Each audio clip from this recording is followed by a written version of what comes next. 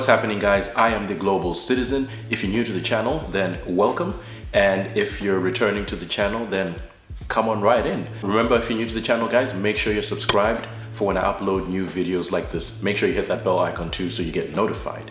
So in today's video, we're going to be talking about step 2 of getting your permanent residency in Canada through express entry. If you've watched my previous videos, then you will know that in step 1, we spoke about getting your ECA or Educational Credential Assessment done, which is basically just a way of the Canadian immigration ranking your education and whether or not it is equal and equivalent to education there in Canada. So that was step 1 of the video. So if you've missed that video, I highly suggest you go back and watch that prior to watching this video, because this is a continuation of that. So step 2 is actually going to be a bit of a long-ish video, but it involves a couple of steps that are very important. Now, before we get into it, I just want to make a quick disclaimer, guys. So I am not an immigration agent by a long shot. However, I am a person that is pursuing Canadian permanent residency through express entry on my own. I currently live in Australia, and I'll be going through this journey and documenting it so that I can help out other people like myself that want to do the same for their families or themselves. So without further ado, let's get right into it, guys. Now, I probably should have mentioned this before in our earlier videos. The express entry program in Canada is actually a very interesting immigration program because it incorporates like 4 different programs into one. And I'll go ahead and go through them right now. So in the express entry program, we have what is called the Federal Skilled Worker Program, which is basically mostly designed for foreign workers with foreign work experience trying to move to Canada. And then we have the Canadian Experience Class, which is basically workers that have experience that is based in Canada. So if you're a person that's already in Canada and you've been working, that's your option. Then we have the Federal Skilled Trades, which is designed mostly for foreign workers that are skilled in trades. So this one's a bit of a weird one. So we have the Provincial Nominee Program, which on its own is its own separate thing. However, there's a little bit of an asterisk put next to that one. So basically the way it works is that within Canada, you have many different provinces. So different provinces do theirs differently. The example I will use is Alberta, because that's the province that I aim to go to. In Alberta, what they do is they actually have their nomination program incorporated into express entry. And basically what they do is they are allowed to go into the express entry pool and look for candidates that they want to move to Alberta that can help the Alberta economy. So if there's a specific province that you want to move to, I suggest you do research prior and figure out if they're actually in the express entry pool, and if they're not, what you need to then do to do a separate application for that. So the first step in step 2, guys, is optional, but I find that it's a very important step because it's a step that I took on my own, and it's basically getting an evaluation report of your credentials. And to do this, you want to consult with an immigration agent. Now, of course, I know that in the first video I posted on the channel, I did say that we will be doing this without an agent. However, hear me out. So basically, I work away from home and I'm always in a remote location, meaning that a lot of the times I don't have a lot of time to, be on the internet researching Canadian immigration stuff or figuring out what province has the right demand for my work and so forth. So what I actually did is I consulted with an immigration agent, and the immigration agent I used is called Y-Axis. I think they've got lots of offices around the world. I think they're pretty good because they help me do whatever I needed them to do. But basically what you want to do is do an evaluation report with an immigration agent. So why that is important is because of the following. So what my agent did is basically he asked me to send him a number of details, including my resume, my educational background, my age, and so forth. And he created a report. And in this report, it's sort of like a pathway to Canadian permanent residency.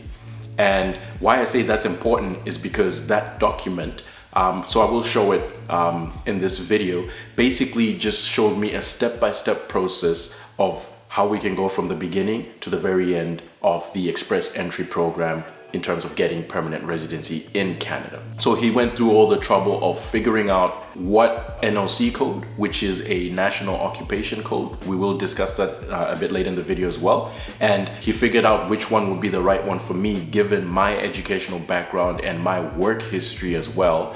And he basically just broke down my entire profile and broke down my CRS score as well, and told me what sort of English test result scores I should be aiming for when I do my English test.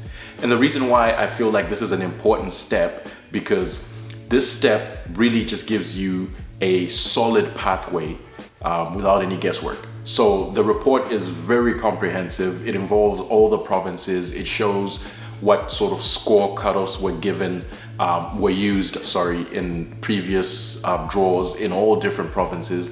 They talk about what provinces are strong for which sort of like skills and educational backgrounds, and it gives you all of that. But more importantly for me was just the fact that it gave me a complete breakdown of what I needed to do next and how I was going to be able to do that.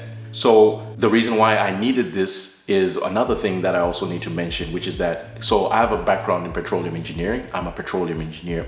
And the problem that I find with petroleum engineering is that you seldom ever get hired as a petroleum engineer. So your title is seldom petroleum engineer. And a lot of the times you'll find that a lot of the roles in oil and gas are like that. And there'll be so many different titles or roles within that industry that aren't necessarily labeled in a generic way, which can make things complicated for you. For example, if you're going to base your express entry profile on a certain career path.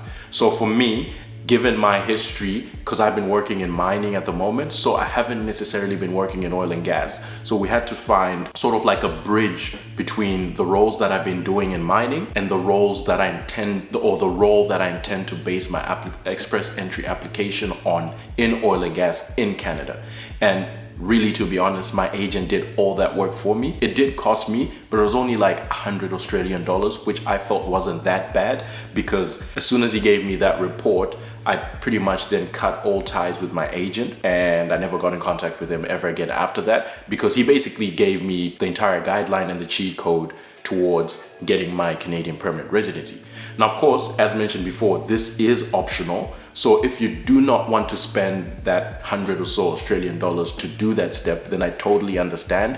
However, what it will mean is that you'll just have to do a lot more research online in terms of figuring out what your background is, what career path you want to base your application on, which brings us to NOC codes, which I mentioned before, which are national occupation codes. And basically, NOCs are just career paths that have been coded by the Canadian government. And the reason why they code them is just to classify them. So in other words, if you go onto the Canadian website, you'll be able to view all the different NOC codes that they have in Canada, and underneath them, you'll be able to see all the list of roles and responsibilities. That's the first step, guys. That is optional. So if you want to go that route, I highly recommend it, because it really cuts your work in half. If you do that, you pretty much don't have to do anything else, because you just go into your report and you read it, and you know exactly what you need to do. So the next step is you now want to look at your IELTS English test. This is a very, very important one, simply because of the fact that this is one of the only steps, in fact, the only step, correct me if I'm wrong, that allows you to, significantly improve your comprehensive ranking score in a short space of time. And the reason behind that is because all the other things that you can put on your profile that give you points are not things that you can generally change in a short space of time. So for example, your age only changes every year. You can't wait every year for your age to change. And furthermore, if you're already past a certain threshold, you only start to lose points after that. And then other stuff like, for example, your educational background. So if you have a bachelor's but not a master's, obviously pursuing a master's is something that's going to take years, a year, if not years, to complete. Realistically speaking, your English test scores are really the only thing that you can actually do right now to increase your score. And if you do them and you don't get the right score that you want, you can do it again next week and improve your score again. This is a very important step. What I suggest that you do is that, I'm not sure if this is an international thing, but right now, so the official IELTS, if you register or book a test with them, they're actually offering a free trial period, an official study guide for the IELTS test. And this is through, I think, Macquarie University. I think it's a university in Canada, I'm not sure. However, it is a very comprehensive study guide that they're giving away on a free trial. And it basically just gives you 15 days to go through all the modules of the test, and it's very comprehensive. Trust me guys, I've gone through it, it's very helpful. And if you're aiming to get that sort of really high score, then I suggest you opt for that too. Third and final thing that you probably want to start looking at in step 2 is you want to start gathering the first batch of documents. The most important one that I think you should start looking at is the work reference letter. The reason why this is important is that for a lot of people, if you have a very broad work history, so in other words, if you've worked for many different companies throughout the years, then you might find that it's actually a bit time consuming to get in contact with all these different companies and get this letter done for you, because a lot of the times, some of these companies have changed names. I'll give you an example of myself. So in the last 2 or so years, I've worked for almost 7 or 8 companies. And throughout that time, some of them have changed their names, so they're trading under different names. Lots of people that used to work there don't work there anymore, and just getting that direct line of communication with the right people that you need to do can be time consuming, and a lot of the time some of these companies actually won't even reply. So this is why I think this is an important step, because it can prove to be quite time consuming. So I will leave a work reference letter sample in the comment section below. This is a sample that I found on the website Just for Canada, an amazing website for everything Canadian immigration related. If you guys don't know about it or haven't heard about it, I suggest you check them out. I'll leave a link down below as well. And basically, this work reference letter should just state that you worked for a certain company from a certain period of time to a certain period. There's a list of things that need to be in it, and I'll just read them out now. So the letter needs to be on company letterhead, of course. It needs to have the name, title, and signature of a supervisor or a human resources manager. It should include your name, your title, and occupations. It should also have your list of duties. It should have the start and end date of your work tenure at the company, and it should include the salary as well. Salary is not that important, but one of the most important things on this, guys, is the list of duties. So don't forget that you need to make sure that the list of duties are on that work reference letter. And the reason why this is so important is because the immigration officer that will go through your profile is basically going to look at the NOC code that your application is based off of. So this is basically the career that you're saying you intend to work as when you do get to Canada.